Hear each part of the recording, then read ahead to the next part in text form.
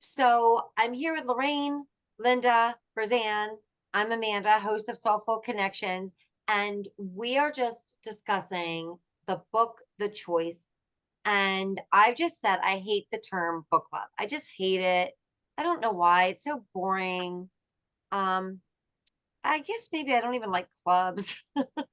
From like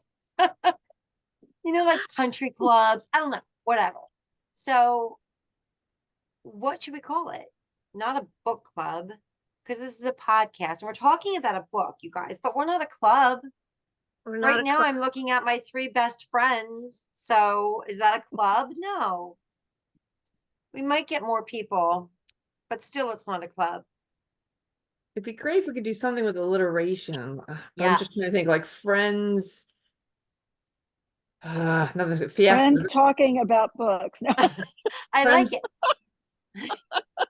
Well, we could also say, like, we had a soulful conversation when we talked about the movie The Lost Daughter, and we just kind of parlayed that movie into a discussion about like motherhood and womanhood.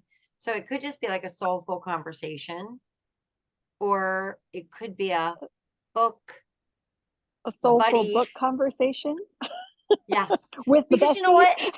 And maybe we'll want to talk about a Netflix series, or maybe we'll want to talk about a news story. Maybe it's not always that we want to talk about a book. You know what I mean? True. Yeah, Right. because a soulful conversation about anything. This That's time right. the book. You guys, welcome to a soulful conversation about the book The Choice by Dr. Edith Eger, and I'll show you mine. I'm one who likes to like. Yeah, you scared me when I saw that last time. I was like, oh no. You But gotta take notes, Lynn, Linda. I made Gotta a take few notes. notes. I made a few. well, what she's I'm saying for those auditory people who are listening is that I put like little sticky notes all over my books. But A here's million the of weird them. thing. That's my jam. I like to do that. I do that even with books that are not even as deep. So I'm just going to say that the book was based because Roseanne, in a prior podcast, talked about one of her favorite books, The Gift. And my father listened, and he went out and he got The Choice. He didn't get The Gift. He got the book The Choice. And First things first. then I took over his book, The Choice, and I read it, and it really was impactful. A lot of what I was reading, spoke to me. And in a Facebook post, somebody said, "Oh, you should have a soulful book club." Of course, I'm not, because this is not a book club. But it struck me that this would be a really great book. I do want to talk. I know so many authors who have written books, and I would love to do a series where they come on and kind of lead a discussion. And that's something else that we'll do. But anyway, do you want to just introduce yourselves and kind of maybe give a sentence about what you thought about this book? I'll start with Loraine since she was here first. I'm Loraine Kilcheski. Been friends with Amanda since first grade. I guess the book immediately hit with, all the trauma that the author went through, and how she still was never like felt a victim. It was always like that there was a choice. There was a choice to, to handle things differently, to think differently. And, I feel like, I've, been through some trauma in my life. But I feel like many people have their own source of trauma, that we do have a choice as to how we handle it. And I'm amazed at the choices that the author made. I don't know that I could be that strong, but it really resonated with me that, okay, wait, like there is a choice as to how you handle this and how you look at it. And so many choices you don't even think about. Yeah, agreed. And by the way, I'll ask Roseanne to do the same thing, just to say what she liked about the book, but also Loraine or Roseanne, I do that. You know what? I don't know why I do that when you two are together. And your little heads are one on top of the other. Because it's Zoom. But it'd be weird if it was in person. Yeah, pretty weird. Just the way they sit. But Roseanne, could you also say what it's about? Sure. I think it's about Edith's well, it starts out as her life story, kind of, from when she was a young girl. And it travels through her whole adult life. And of course she's a victim, of the Holocaust. So as a young woman, and her family are taken to Auschwitz. And the thing, I think the choice is just, it's so easy to say what it's about because it's about a choice. In our life, we have no control over so many things that happen to us. But the only thing we do have control over is our reaction to it and, what we do with what's happening. And that's really what she explains in the book. I love about it is how later on in life, she takes that trauma and she becomes a therapist and begins to help other people with some pretty severe trauma. So just to fast forward, if you do go ahead and read The Gift after this, it's when she is a doctor and she's dealing with her patients. And boy, I can tell you the stories of the people that she's sitting with and dealing with.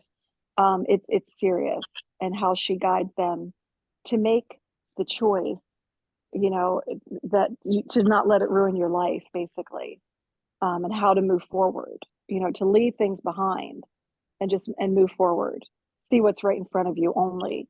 So yeah, that kind of encapsulates, I think, what the story is about. Yeah. And Lynn, did you finish it? Oh, yeah. The problem for me is I finished it a while ago, and my Cunningham memory is not the best. But Well, if we were singing and you had to Yes. recite song lyrics, Yes. your memory would be on fire. If she could put the book to music, that would be very helpful to me. Right. Somebody talk to her about that, because that would be great. I will call her. I will call her. But I have two things that jump out at me, and the first is a confession. And the confession is when you guys initially said, let's pick this book for book club, and I hadn't really heard much about it. And for some reason, maybe somebody said something about it, but it led me down a path of, oh, this is going to be one of those how-tos. This is how you turn your life around. This is how, you should. And I was like, all right, guys, Right. and then immediately it went into her life story and just grabbed me from the beginning. I was like, oh, this is really good. And then she was able to weave those lessons in there about how you can help yourself, just like she was able to, not only from her own experiences, but because, as Roseanne said, she became a counselor herself to help people. So I thought it was one of the best books ever written, having to do with weaving both someone's personal story and then them teaching you some things that you can actually utilize and do. And then the other thing that really hit me is that, as you guys know, one of the things I need to work on is my inner monologue to myself, what I say to myself, because I'm not kind. And one of the things that she talked about that just really hit me when I read the book was, she has a quote here: to change our behavior, we must change our feelings. And to change our feelings, we must change our thoughts. And that really hit me personally, because I'm like, yep, until I work on my own thoughts, I don't think I'm going to get my feelings to change at all. And so that's something that it was almost like she's kind of saying, hey, Linda, you. Right.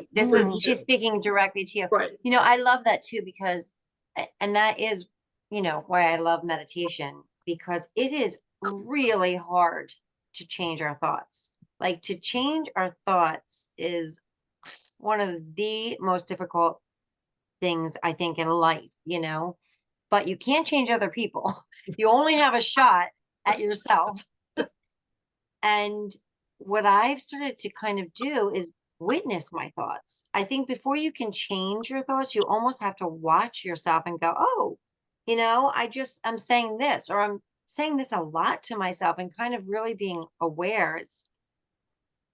That's really powerful. And I think that's a powerful thought, you Yeah, know. you're reminding me, Linda, of this minister I used to work for. She had this like saying, it's kind of like all excuse me, all over her, like her books and stuff, but she would say, change your mind, change your words, change your life. And that's really true because it all starts in your mind, what you're thinking. And often what you're thinking is coming out your mouth, right? It's what you're saying, it's what you're believing, you're voicing it out loud. And if you can get those things right, you can change your life. So you reminded me of that when you said it. I'm like, oh yeah, I've heard that before. Yeah, It's really, really important. very important. And and you know, you guys keep saying the word feelings, and I was reading something recently.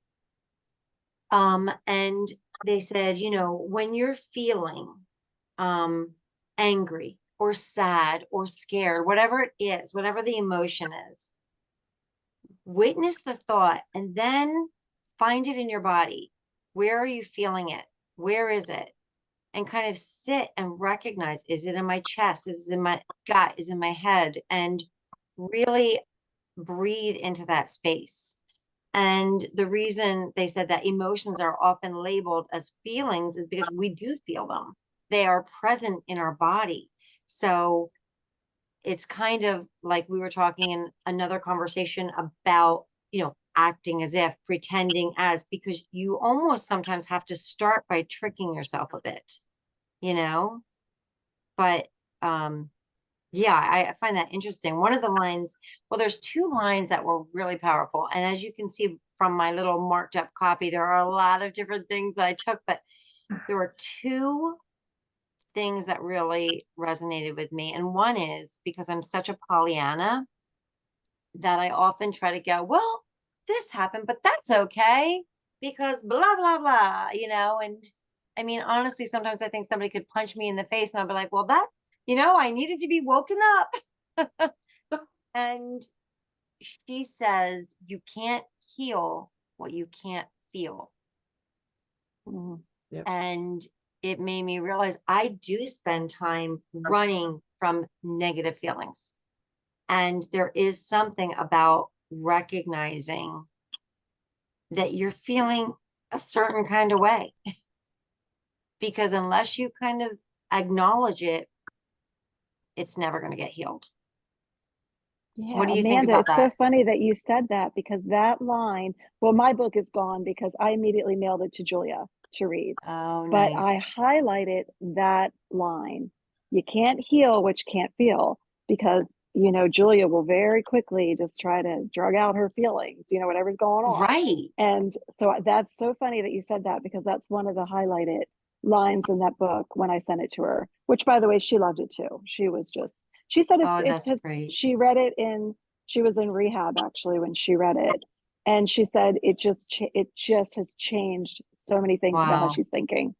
So it's a powerful book. Yeah. It really It is. is.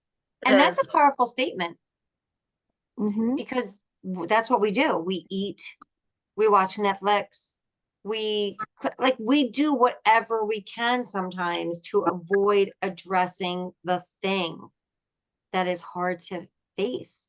Nobody wants to feel bad, but unfortunately, if you can't recognize sometimes that you have something that needs healing, you can't heal it.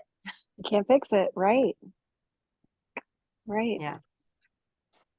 Then there was one other line, and I think I talked about it with you way back when, Loraine, we were having coffee, and I said, um, it was again another healing thing. No one heals in a straight line. Mm. And I really I feel like like I'm that in an one. AA meeting. Maybe you should go. I haven't been to one, but if they're talking How about it's feeling. feelings, I always say that too.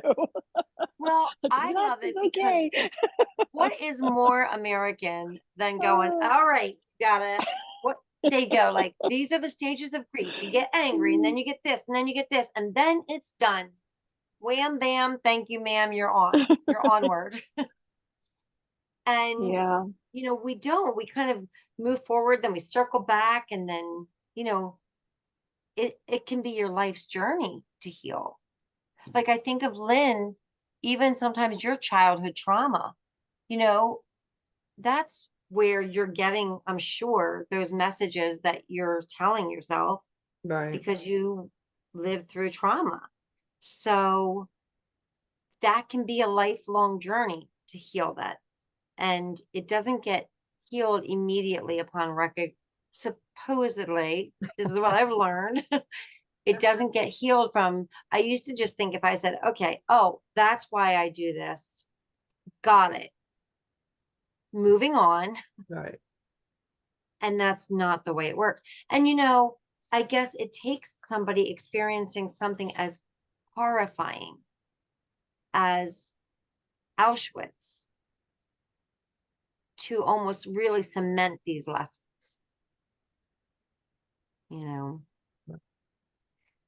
So Loraine, Yeah. you have some stickies in your book. Well, okay, so one thing that's kind of stood out to me is and I can't read my own handwriting, so I may not get it exactly right. But freedom is about choice. If stuck in the past, like what if only I would have done this, we are only living in our own prison. And I tend to do that a lot. Like even going back literally years, I should have, I could have. Why didn't I? If only. And really, that is not helping me at all at this point in my life. Like, and so I feel like Yes. sometimes I obsess. Sometimes I keep myself up at night about something that was like 4 years ago. I don't know. My brain works Oh. like crazy ways. So this kind of like really stuck that yes, I'm like losing sleep. I'm doing this to myself. Like all that's past. I can't change what I did, could have, would have, can't do it differently. And all I'm doing is like holding myself back. And I Mhm. kind of have to move forward. And because it is almost like my own prison. Like I get obsessed and I get like really focusing on like I should have, like why didn't I? So that line kind of really stuck with me. Like, yeah, I got to get out of that because I'm putting myself in like a box. A cage. Or yes, Yeah. and this is my own prison, not in that respect, but like in my own personal prison because I can't move forward because I keep focusing on all that stuff. So that was Yeah. something that really stuck out with me. It reminds me of a book my dad had us read, us being my sister, my brother, and I, called Conquest of Mind by Eknath Easwaran. And he wanted us to read it, I forget, like late teens, early 20s. He wanted us all three to read it because he wanted us to understand that we can control our mind. And that's what and I always remember there's a couple of lines from that book, but I read it a gazillion years ago. But one thing always stood out, and Eknath said, if you're really going over about, oh, I should have said this. When so-and-so said this, I should have said this. If only, if I run into them again, this is what I'm going to say. He said, just stop it. And I was like, It's that simple, right? it's that simple. It was so interesting because I remember going, wait, what? Is there more to that piece of advice? And he said, no, just stop it. And I remember just doing that. And so now if that happens, if I am thinking, well, if I run into so-and-so, or I do just stop it. I just stop it. I witness it. Or if I've had the same thought 5 times in a day, I go, oh, you thought that 4 other times, Amanda. It's so hard, but yeah, that is really tricky. Yeah. And that's something like I'm gonna try. I'll just tell myself, just stop it. Like stop. I'll Yeah, half find the that in battle's the book. recognizing that you're doing it. That's Yeah, half of it, Loraine, right there. You're recognizing it, and that's now true. then you can stop it. I Yeah, just kept doing it. So when I saw this, I yeah, was That's what I do.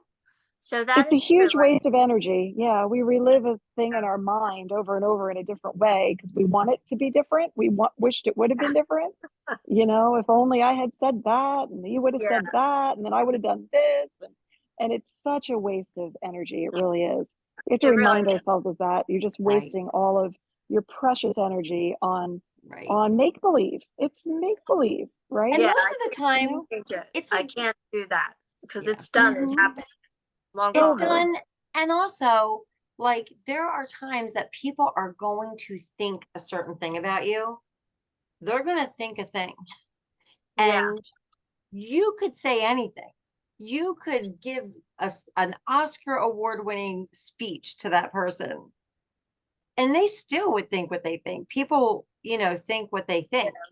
that's There's true. another have you guys read The Four Agreements by Don Miguel Ruiz? I haven't. No.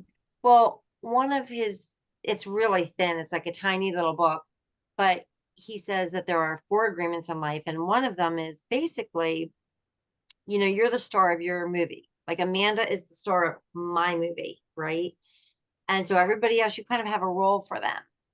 And it's nearly impossible to change your role in somebody else's story. You could be the villain, you could be the savior, you could be the funny clown, whatever it is. It's really futile. You almost have to go, yeah, whatever. You think Mhm. that, I go back, I've talked about this before, but when I was in the hospital with Clara, I used to, before I went into the hospital with Clara, who had this life-threatening condition, my daughter, I wanted people to think I was smart. I remember there was like the whole like dumb blonde era, and I want people to think that I'm smart and not crazy. Sane. That's all I ask. Just think I'm smart and sane.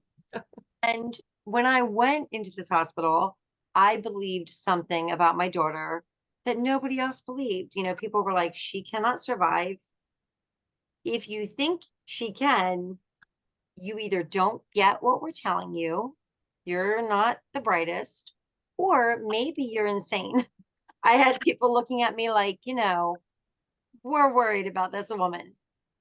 And I do remember consciously going, oh, I have to give up wanting people to think that I'm sane and smart, which was a bummer. I really wanted to do that for the first half of my life. But I did have to just give that up and say, you know what, they might think that I'm crazy. Yeah, they probably will. And they might think I'm stupid and that I don't understand her anatomy or whatever it is that they're trying to explain to me.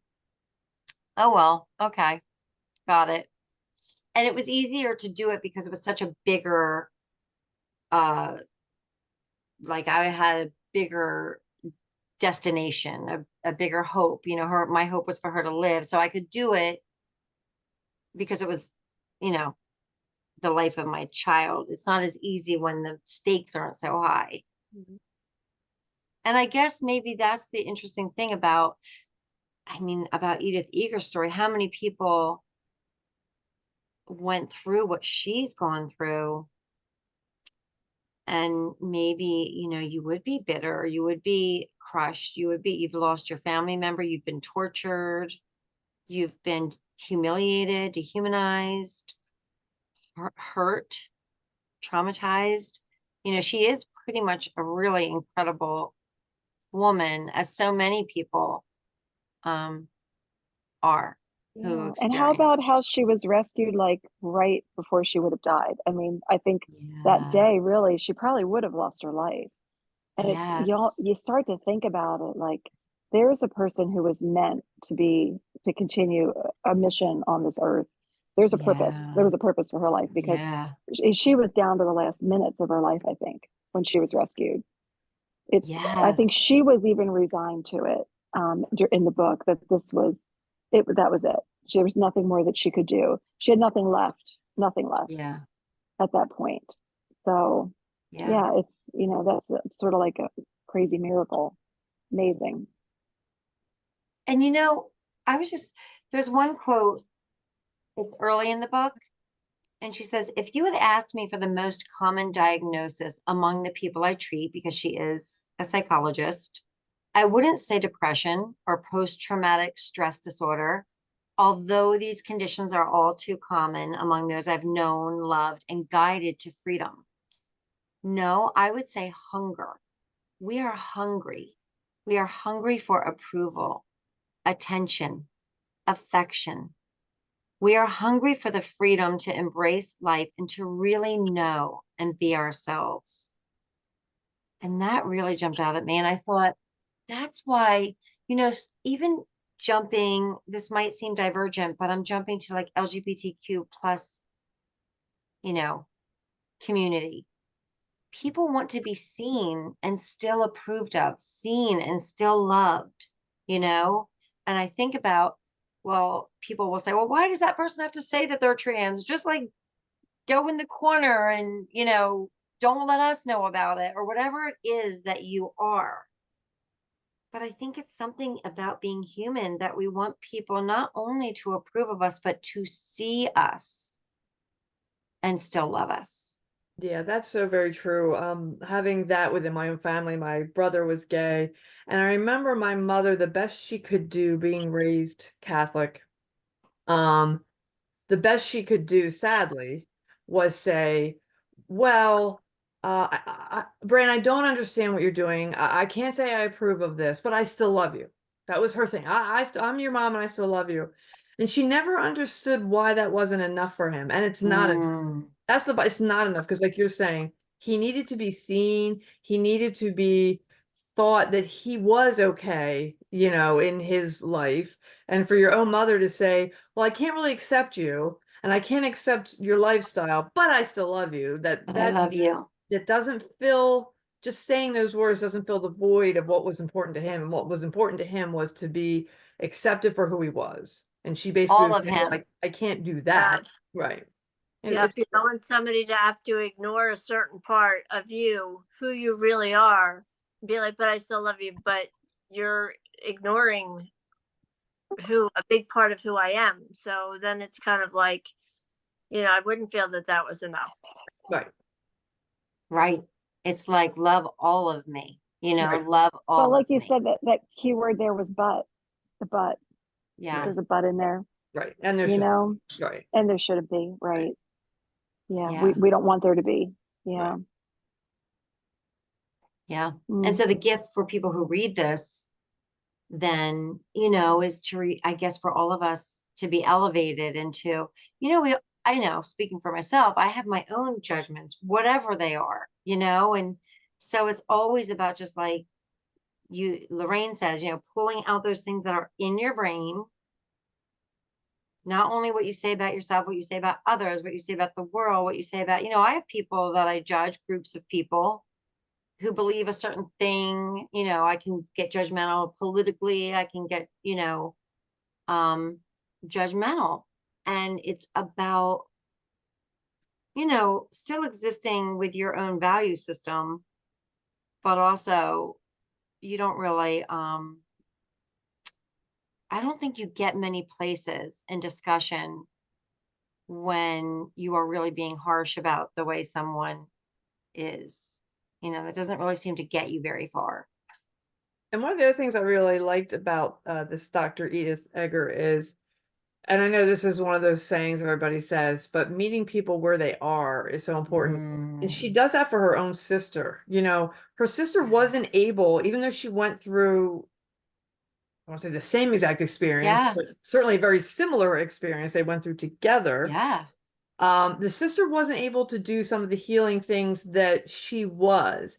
And she never judges her for that. She never is like, boy, I can't believe my sister wouldn't come on this trip back with me. I can't believe she wouldn't go through this. But no, she was like, you know what? She wasn't ready and she wasn't at that point. And I just thought that that was really great of her to kind of meet her sister where her sister was at that moment and not judge her for that. That's a Yeah, great beautiful. point. You're reminding me we're all on our own journey, and we're going to you know, it's almost like if we were all climbing a mountain, and some people kind of stay at this one level and go, and some people keep climbing, and some people slip back a little bit. And, you know, healing is hard. Being a human is hard. Being a human and not healing is hard. Being a human and healing is hard. So I guess, I guess probably one of the whole reasons I have a website called Soulful Living is because I do think just being a human is hard, and we're so harsh with one another. And I feel like it's really important to help one another on our journey, and to say, you know, like what your mom maybe couldn't say to your brother. You know what? I love you. And even if she could have said maybe, I don't understand, but oh my gosh, I love you so much. I don't need to understand. It must be okay if it's part of you.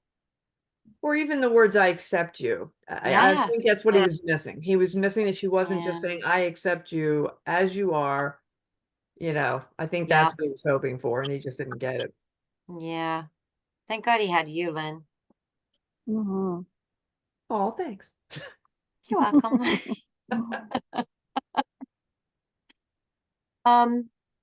Do you want me to throw out another quote, or does anybody have another quote that they want to throw out?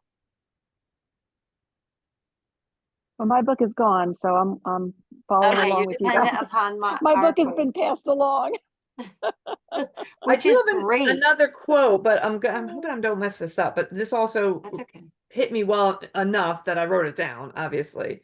And I think this is towards the end of the book because it's the last quote I have. But she said here, each of us has an Adolf Hitler and a Corey Ten Boom Mm, within us. We have the capacity to hate and the capacity to love. Which one we each for our inner selves is up to us. Which one we choose for, you know, and that's so important too, to remember that nobody is without hate. We all have it. yes. But it has to be a conscious decision of which am I going to walk towards? Am I going to walk towards the hate that's in me, or am I going to walk towards the love that's in me? And hopefully you understand that's a conscious decision, and you have to make it every day. I love that so much. And I didn't even write that quote down, Linda. Shoot. Gotta read that whole book again now. No, I love that. I really love that because, and I think it's kind of perfect that it's the four of us talking, because I do think going through the religious education that the four of us have had, we can probably be really good at trying to deny anything bad within, because, you know, we were taught from very little to be as good as we could possibly be, and to just try to be good. And I think that to know that there is a shadow, that's part of being human. You can't have a human being with only good stuff, you know. That's really good. I wrote another one, says and it's maybe along those lines a tiny bit. It says the recognition that I have to face up to what's inside me. If I am really going to improve my life, it isn't Bella, who was her husband, or our relationship that has to change. It's me. And I just love that, because really, I think human beings spend a lot of time blaming, you know, you blaming circumstances, blaming, you know, our partners or spouses or parents or friends or work associates or people who park next to us wrong. You know, we spend a lot of time going, if this hadn't happened, then you know, and ultimately stuff's going to happen, and people are going to do what they're going to do. People are people. And it really does boil down to each one of us to determine who we are.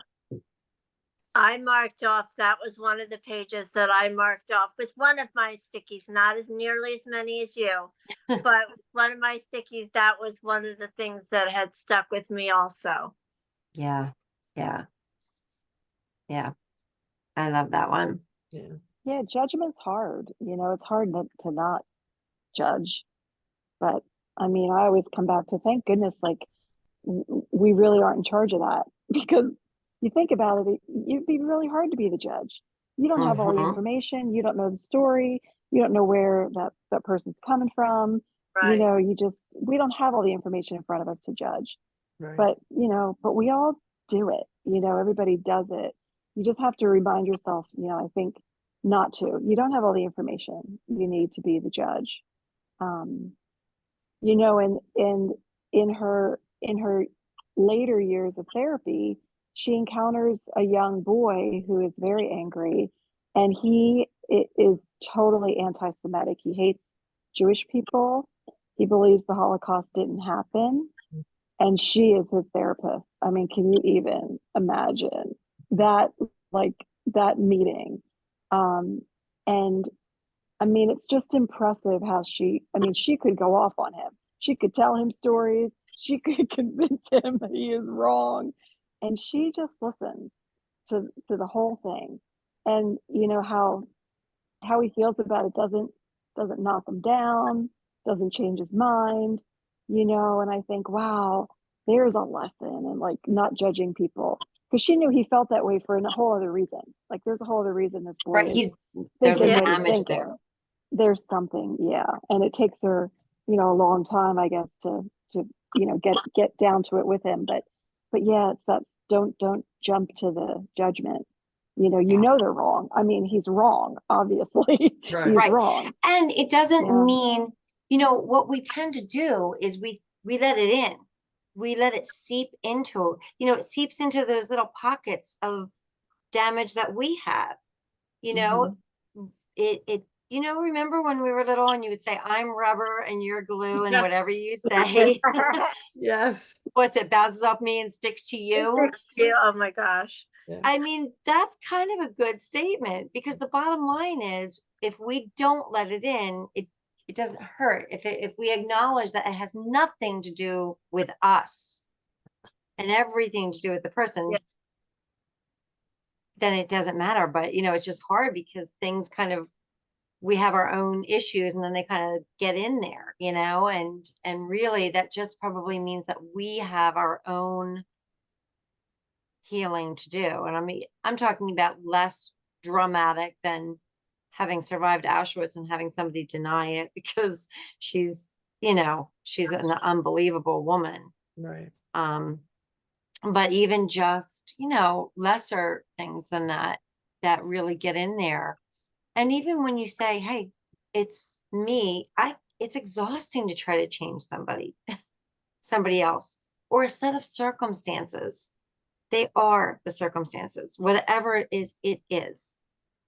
And to try to say it's not, or I wish, or whatever, makes it harder, Right. you know. I found another one that is about healing again. I love this one. It said, healing isn't about recovery, it's about discovery. And I really love that, because it is, you know, it's like that Ted Lasso line when he says, like, what if we stopped judging and got curious? And I guess apply that even to ourselves. Well, why do I think that? You know, what makes me say, like, Lynn, if you were talking about, why do I always say this about myself? Where does that come from? And it's about kind of like a detective going in there and figuring where, you know, where is that?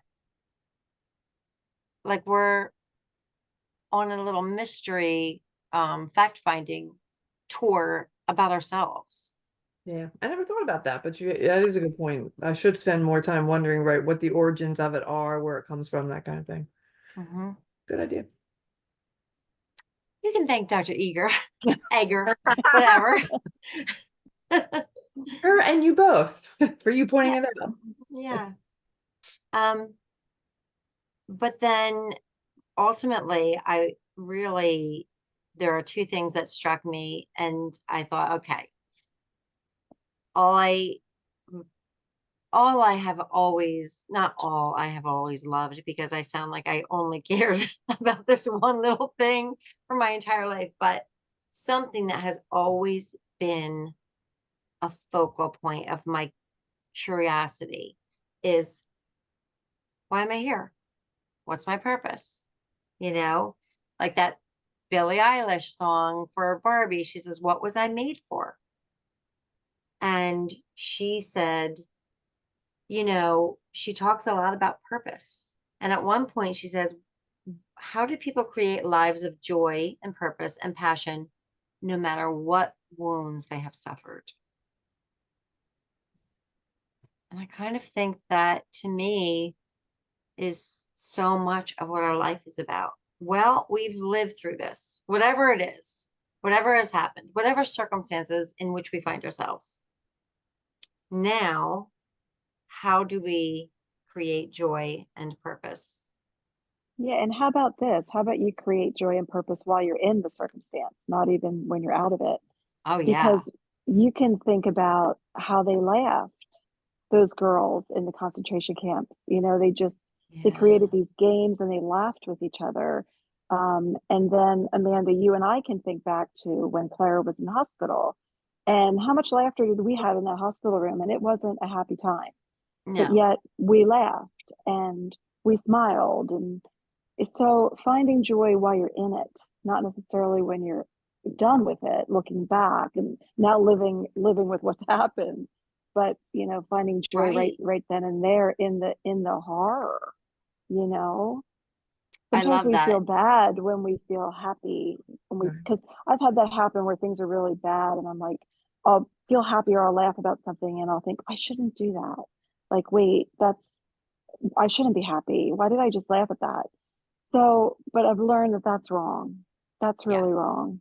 Yeah. I think that's like, we have to bring the light. We have to bring the light. And that's part, to Hmm. me, of bringing light. We can't exist in darkness. And I think that finding moments of joy, finding the humor, Loraine, you do that. You're in the situation where, I mean, Mike is going through chemotherapy. Um, he just fell and his head went through the wall. And, we can go, we can somehow laugh and be horrified at the same time. Yeah, and I think that's kind of like a coping mechanism too. Like I could not, you know, I don't want to say I had to find the funny side, but I just had to find something like, oh my God, your big old head left this huge hole in the wall. You Right, know, to make it sound like oh, he's got a hard head. I always knew he right. had a And you didn't get a concussion. yeah. I didn't even get a concussion. Like he stayed in the hospital because his lab worked, not because he put his head through a wall. Um, and it's almost funny that the neighbors were all outside, and we basically had two police cars, an ambulance, a fire chief car, and two fire trucks. Wow. I think every first responder in Montgomery Township and the area around just to get this big guy off the floor Wow. and into an ambulance. And at first I was like, "Oh my God." And then I just was like, well, of course, it's his hard head. He's Right. fine. It's we have to bring out everybody but it's kind of like coping because otherwise I think I would have just been overwhelmed. Like some of it Hmm. overwhelms me. So, and one thing after Mike was diagnosed, like I forget, my brother sent us something that was like a funny meme thing, and it was really funny. And he said, Kim said maybe it was too soon. And I was like, nope, you know what? It was exactly what I needed. It was just a Yes. stupid, funny thing that was just stupid and funny. But, whereas with everything so serious when he was first diagnosed and we didn't know, like so much unknown, like it was really scary. And it was just like that comic relief almost, like where I need Yes. to take a step back and be like, okay, that was funny. Like, Right. It's almost like a relief or a release. And I think it's just so important. There's something healing about laughter. And even yeah, if you look Hmm. at, like, I mean, if you look at like the show Shrinking, um, the man is a psychologist, I guess, and his wife dies. But there's it's it's like life. You cry one minute, you laugh the yeah, next, and then you can cry again. Loraine, remember, so Loraine was in an accident with a 14-wheeler gravel carrying vehicle. And it was she was in intensive care. And her mother said, you can come see her, but she's in intensive care. And I was like, no problem. We were like how old were you, Loraine? Do you remember? 23. Okay. So we were 23. And I was like, got it, Mrs. Settergran. I am going to be the best hospital guest you've ever seen. And I walked in and I looked at you and I was like, whoa, Nelly. And I fainted dead away. And then they put me in a wheelchair and I started like kind of dry heaving.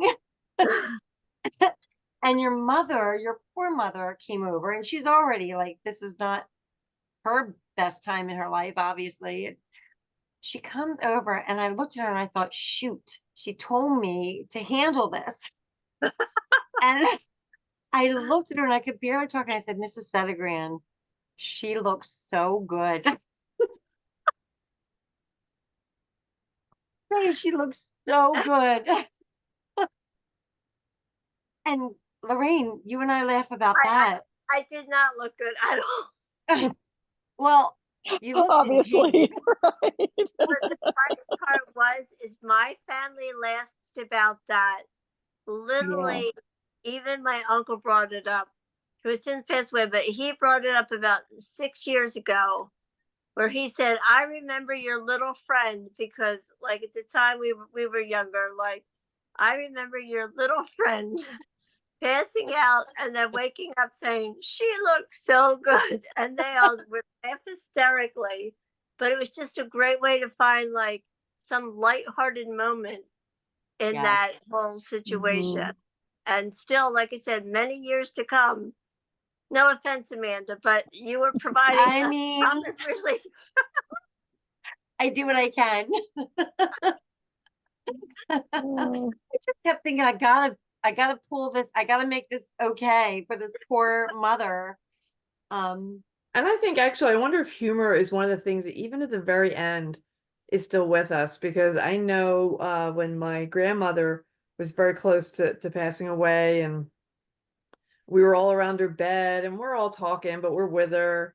And we had the hospice woman there who was, oh, that's a whole nother subject. Hospice people are fantastic, and what they do for these families is just beyond unbelievable. But I remember at one point my mom kind of leaning down to my nanny Ben and saying, do you need something? And I could kind of hear her mouth move, and she was just like, she could barely talk. She was on so much morphine at that point. And she just said something real quick about, needing a glass of water, or a sip of water, not a glass, a little sip of water. And my mom's like, okay, Mom. And then because there were so many of us in the room, somebody said something to my mom, and then they started talking, and then there was this whole conversation. And then like 10 or 15 minutes later, my mom's like, oh my gosh, Mom, I'm so sorry, I never got you. And she leans back down again, and my grandmother whispers to her, I'm going to be dead before you get me this water. oh, Well, I right. mean, I just think that sometimes even when we're the ones that are sick, or even when we're like, the humor, Yes. thank God for us all, I think is like one of the last things to go. I think we all face such trying times, and we still somehow are able to access that humor, I no love matter that. what the circumstances. It's amazing. It's like the human indomitable spirit in a way. Right. And sometimes we don't give ourselves permission. We think, well, that means I don't feel bad. And of course, there are things in life that you couldn't feel worse about. You couldn't feel more crushed, more devastated. And yet at the same time, that capacity to find a spark of joy somewhere, that's a powerful thing. Well, you guys, I've kept you here late. That's Roseanne's fault, not mine. I'm sorry. You guys are really troopers. Not that late. Because Roseanne is in Washington State. We're in different time zones, so we go late for Roseanne. But I will You say, guys are going to bed. I'm going to have dinner. that's right. What a difference. I That got is, my know. pajamas on under my sweat jacket. Oh, good for well, you, I honey. have pajama pants. I love it. So, I talk about the theme for the podcast in 2024, and I don't know if this is just luck or if this is where I got the theme and I didn't even remember it, but one of the lines that is kind of, maybe, I don't know if it's in the middle or toward the end, but she says, Tempora mutantur e nos mutamur in illis, means if I am changing, what am I in the process of becoming? And then she says, but to save yourself, you're going to have to give up the image of who you think you're supposed to be. And I think so much of what we do is kind of say, okay, this is our parameter. This is who we have to be. And we kind of, we do, like Loraine, you talked about putting yourself in a cage. We put ourselves in a cage. And in order to be who you really are, you're going to evolve. We're going to not, we all went to first grade together. We are those little girls and we're not those little girls. And you have to keep becoming and surrendering. And people are going to have to accept that evolution. We're like a snake. We just kind of, they rub off their skin or we discard our skin. We've all also been with the same man for years and years, interestingly enough. And if you look at who you're married to and when you started dating him, because we've all been in these million-year relationships, he's not the same person. You are, but you're not. I don't think you should be. So becoming, that's my theme. Like, we're just going to keep continuously becoming either, or maybe somebody in another book I read wrote, I'm becoming. We're kind of getting to the core of who we are. Yes. And my husband's contributing. He's in the kitchen and he's saying mariposa. And you guys know what that means? No. Mariposa, it's butterfly. So, that like painful cocoon that we're all trying to shed, and just so that we can be exactly who we were born to be, Right. Cool. Very cool. I love it. Becoming is life. Became, I think you're done, right? Yeah. We don't want that. No. That's true. Yeah, it never becoming is ends. Progress. Yeah. Yep. Were you That's saying very one good, other thing, Amanda. Victor? Maybe there's some piece of beautiful. He should have been on the Zoom. You could have been on the Where is Zoom. he? He said we transform. Yeah. And That's it's true. right. That is true. Yes. Yeah. So, okay. So he's in rare form. He's on a roll. Let's He let never Victor end the to- podcast. I know. He never wants to do this when I say, come on the podcast. No. Oh, he's So comfortable with all of us. exactly. It's because of We're like it's his you other guys. wives. It's so true. Poor Victor. He's got 4 of them. Smiling as he washes the dishes. Oh. So anyway, well, you guys, thank you so much. Roseanne, thanks for pointing us in the direction of Edith Eger. I Yes. will Yeah, read you the guys gift. read the gift. Read Should it. that be the next book? Are Especially- we picking another book or no? I don't know how, because That could maybe be the next book. it I could mean, be, but does she talk about more of the same? Well, yeah, it's sort of more about the people that she deals with. It's their stories. It's a little more like that. All right. So, Okay. Maybe we should pick yeah. something. But anyway, read it because it is Okay. amazing. So It's everybody equally who's as good. listening, read The Mhm. Choice, Embrace the Possible, and then read The Gift, or do it Yeah. in reverse. But I definitely think you should read The Choice because it is something, there's something about seeing, oh my gosh, if she can do this, Right. if she can experience what she has experienced and still love humanity and find the gift in it, you know, then there's hope for all of us. Yeah, perfect. True. I just got the gift, Roseanne, so I'll start it soon. Good, good. You'll love it, Linda. Okay, I I'm mean, it's excited. a rough go. You're reading it. Some of it's pretty shocking, but some of it's hard to read, I guess, is what I mean to say. Right. It's very difficult, some of the stories that people are telling, but yeah, it's really, I think everyone should read it. I've said that before, that I think The Choice and the Gift are books that literally everyone should read. Yeah. Absolutely. Yeah, that's a good question. I'll have to add to the end of the podcast, but I'll give people time because I don't even know the answer. Like, what's a Mhm. book that you think everybody should read? Yeah. You I think it know? changes people. That's why I believe both of those books really Yeah, change people yeah, for the better, for the better. right. Sure. Absolutely. Yeah. I mean, Man's Search for Meaning. When I came Mhm. home from the hospital, after we were on a, you know, crazy every 2 hours medicine. So I didn't sleep for more than 2 hours at a time for a very long time. So honestly, I didn't think too much at that point, but after that phase, I remember going, what the hell just happened? What was that about? You know, and it didn't end because, of course, as you guys know, I mean, the health stuff went on and is still going on, but that crisis. And I remember picking up Viktor Frankl, Man's Search for Meaning. And that was a precursor. I mean, everybody should read that book as well, Mhm. because again, it's the same Yeah, principle. agreed. He found, Mhm. you know, I don't know about the sentence, everything happens for a reason. I don't know about that statement.